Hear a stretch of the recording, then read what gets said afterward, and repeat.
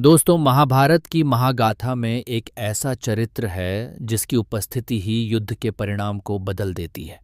वह हैं भगवान श्री कृष्ण, जिनके हाथ में सुदर्शन चक्र है, जिनकी वाणी गीता का अमृत बरसाती है और जिनकी लीला अद्भुत, अपार और अलौकिक है।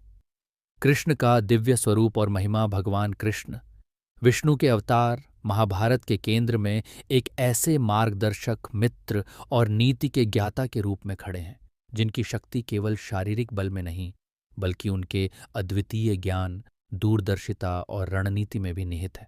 उनका जन्म मथुरा में हुआ, लेकिन बचपन से ही उन्होंने असुर शक्तियों का विनाश कर यह सिद्ध कर दिया कि वे केवल एक राजा के पुत्र नहीं, बल्कि धरती पर धर्म की पुनः स्थापना के लिए अवतरित हुए हैं। युद्ध में प्रत्यक्ष शक्ति का प्रयोग महाभारत में कृष्ण ने भले ही शस्त्र न उठाने की प्रतिज्ञा ली हो, लेकिन जब जब धर्म संकट में पड़ा, उन्होंने अपनी अद्वितीय शक्ति का परिचय दिया। भीष्म पितामह के समय जब अर्जुन संकोच कर रहे थे, तब कृष्ण ने रथ छोड़ सुदर्शन चक्र उठाकर भीष्म पर आक्रमण करने का संकल्प लिया। यह दर्शाता है कि धर्म की रक्षा के लिए वे अपनी प्रतिज्ञा भी तोड़ सकते थे। जयद्रथ वध। अर्जुन को सूर्यास्त से पहले जयद्रथ को मारना था। कृष्ण ने अपनी मायावी शक्ति से सूर्य को ढक दिया, जिससे शत्रु धोखा खा गए और अर्जुन को विजय मिली। रणनीति और मोक्ष। उन्होंने भीम को दुर्योधन की जांघ पर प्रहार करने की सलाह दी, जो युद्ध में निर्णायक साबित हुआ। कृष्ण का ज्ञान, गीता का उपदेश, श्री कृष्ण की सबसे बड़ी शक्ति उनके ज्ञान में है। कुरुक्षेत्र के युद्ध क्षेत्र में जब अर्जुन मोहग्रस्त होकर हथियार डाल देते हैं, तब कृष्ण उन्हें भगवद गीता का उपदेश देते हैं। इसमें उन्होंने धर्म, कर्म, भक्ति और योग का सार बताया। ये उपदेश आज भी पूरी दुनिया को प्रेरित करता है। गीता के माध्यम से कृष्ण ने यह सिखाया कि हमें परिणाम की चिंता किए बिना अपना कर्तव्य करना चाहिए। सच्चा योद्धा वही है जो धर्म की रक्षा के लिए लड़ता है। आत्मा अमर है और मृत्यु केवल शरीर का परिवर्तन है।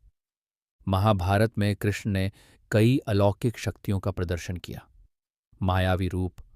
उन्होंने विराट स्वरूप धारण कर संपूर्ण ब्रह्मांड को अपने शरीर में दिखाया। भविष्य दृष्टि। उन्हें युद्ध के हर मोड़ का पहले से ज्ञान था। शांतिदूत।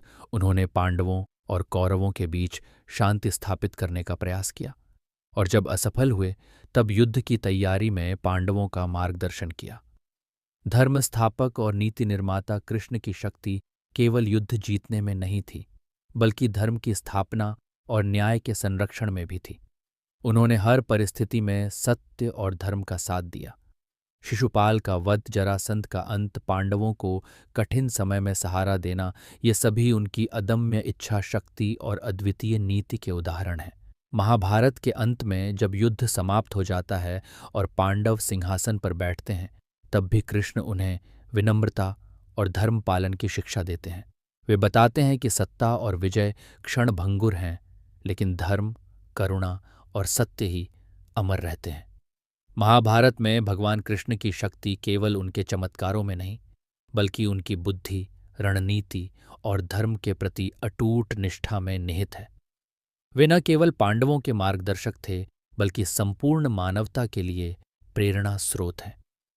उनका जीवन यह सिखाता है कि सही समय पर सही निर्णय और अटूट विश्वास किसी भी असंभव को संभव बना सकता है।